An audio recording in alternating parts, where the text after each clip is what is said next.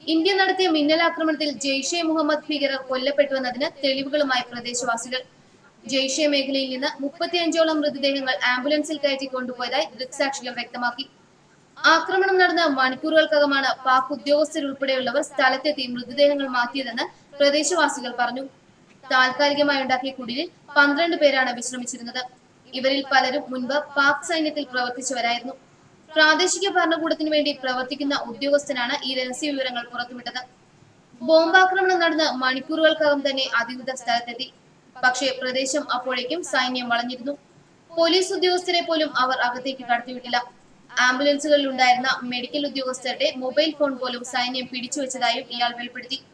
പാക് ചാര സംഘടന ISIയുടെ മുൻ ഉദ്യോഗസ്ഥൻ കേണൽ സലീം എന്നയാളും ആക്രമണത്തിൽ കൊല്ലപ്പെട്ടിരുന്നു. പക്ഷേ കേണൽ സറാർ സക്രി എന്നയാൾ പരിക്കേറ്റ് രക്ഷപ്പെട്ടു. പെഷവാറിൽ നിന്നുള്ള ജെയ്ഷ് ഭീകരൻ മുഫ്തി മൊയിൻ, ബോംബ് നിർമ്മാണ വിദഗ്ധൻ ഉസ്മാൻ ഖനി എന്നിവരും കൊല്ലപ്പെട്ടതായും ദൃക്സാക്ഷികൾ പറഞ്ഞതായി ദേശീയ മാധ്യമങ്ങൾ റിപ്പോർട്ട് ചെയ്യുന്നു.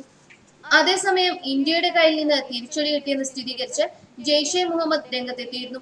ജെയ്ഷെയുടെ പരിശീലന കേന്ദ്രത്തിൽ ഇന്ത്യ ബോംബിട്ടെന്ന് മസൂദ് അസറിന്റെ സഹോദരൻ മൗലാന അമീറിന്റെ ശബ്ദരേഖയാണ് പുറത്തുവന്നത്. എന്നാൽ ജെയ്ഷെ മുഹമ്മദിന്റെ ആസ്ഥാനത്ത് നാശനഷ്ടങ്ങളൊന്നും ഉണ്ടായിട്ടില്ലെന്നും അത് തകർക്കാൻ ഇന്ത്യക്കായിട്ടില്ലെന്നും ശബ്ദരേഖയിൽ അവകാശവാദം ഉന്നയിക്കുന്നുണ്ട്. എന്നാൽ പുൽവാമ ആക്രമണത്തിന് തിരിച്ചടിയായി ഇന്ത്യ നടത്തിയ മിന്നലാക്രമണത്തിൽ 300ഓളം ജെയ്ഷെ ഭീകരരെ വധിച്ചുവെന്നാണ് സൈന്യം വ്യക്തമാക്കിയത്. ഇതു സംബന്ധിച്ച കൂടുതൽ തെളിവുകൾ പുറത്തുവിടുമെന്നും സൈനിക വൃത്തങ്ങൾ അറിയിച്ചിരുന്നു. ഫെബ്രുവരി 26-ാം തീയതി രാത്രിയാണ് ബാലക്കോട്ട് ജെയ്ഷെ ക്യാമ്പിന് നേരെ ഇന്ത്യ മിന്നലാക്രമണം നടത്തിയത്. 12 ഇന്ത്യൻ പോർ വിമാനങ്ങളെത്തി ബോംബ് വർഷിച്ചു പോയിട്ടും പാക് വ്യോമസേനയ്ക്ക് ഒന്നും ചെയ്യാൻ കഴിഞ്ഞില്ല. റഡാറുകളിൽ പോലും ഇന്ത്യൻ വിമാനങ്ങൾ പതിഞ്ഞില്ല.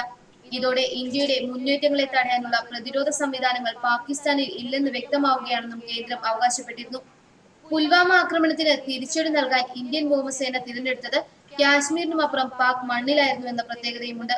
ഒരു വിമാനത്തിൽ തീർക്കാവുന്ന ജോലി ചെയ്യാൻ 12 വിമാനങ്ങളെ അയച്ചത് പാകിസ്ഥാന്റെ ആത്മവിശ്വാസം തകർക്കാനുള്ള തന്ത്രപരമായ നീക്കമായിരുന്നു.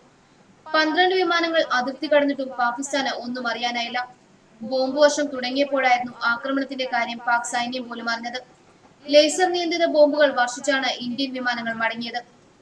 ബാലാക്കോട്ട് ടൗണിൽ നിന്ന് ഏകദേശം 20 കിലോമീറ്റർ അകലെ കുൽഹർ നദീ തീരത്താണ് ക്യാമ്പ് പ്രവർത്തിച്ചിരുന്നത്. ആക്രമണം നടക്കുമ്പോൾ 325 ഭീകരരും 27 പരിശീലകരും ഇവിടെയുണ്ടായിരുന്നു. ജെയ്ഷെ മുഹമ്മദ് സ്ഥാപകൻ മൗലാന മസൂദ് അസർ പക്ഷേ ക്യാമ്പിലില്ലായിരുന്നു. പുൽവാമ ആക്രമണത്തിന് തൊട്ടു പിന്നാലെ ഇദ്ദേഹത്തെ പാകിസ്ഥാൻ സുരക്ഷിത സ്ഥാനത്തേക്ക് മാറ്റിയതായാണ് റിപ്പോർട്ടുകൾ. ന്യൂസ് ഡെസ്ക് മലയാളി വാർത്ത.